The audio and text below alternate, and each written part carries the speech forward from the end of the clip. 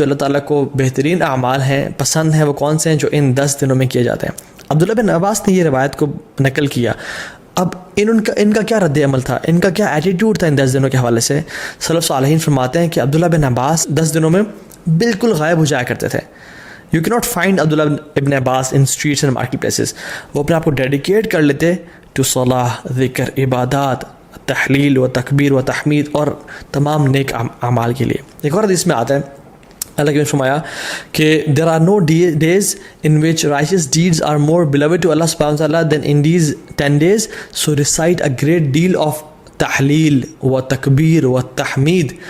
تو کثرت کے ساتھ تم ان دنوں میں کیا کرو, تحلیل لا الہ الا اللہ پڑھو, و تکبیر اللہ اکبر پڑھو, و تحمید الحمدللہ پڑھو, اینڈ آف کورس سبحان اللہ ایز ویل. تو کثرت کے ساتھ ان کا ذکر کرو. ان دنوں کی امپورٹنس کیوں ہے؟ سم آف دا علماء سے کہ اللہ سبحانہ تعالیٰ نے عرفہ کے دن الیوم اکملت لکم دینکم واتممت علیکم نعمتی ورضیت لکم الاسلام دینا, عرفہ کے دن اسلام کو کمپلیٹ کیا اور مکمل کیا. اور ان 10 دنوں میں اللہ اکبر تمام اسلام کے ارکان اکٹھے ہو جاتے ہیں. التوحید, شہادتین, لا الہ الا اللہ محمد رسول اللہ, جو شخص پڑھنا چاہے پڑھے, اور لبیک اللہم لبیک لبیک لا شریک لک لبیک. انسان اللہ کی توحید کا اقرار کر رہا ہوتا ہے, نمازیں پڑھ رہا ہوتا ہے, حج کر رہا ہوتا ہے.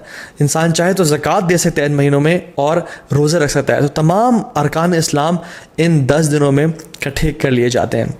ناؤ فاسٹنگ 2 days, کون سے 2 ایام ہیں جن کا اگر انسان روزہ رکھے تو 3 سال کے گناہ معاف ہو جاتے ہیں. Yes you heard me right, 3 سال کے گناہ معاف ہو سکتے ہیں اگر ہم 2 دن کا روزہ رکھیں.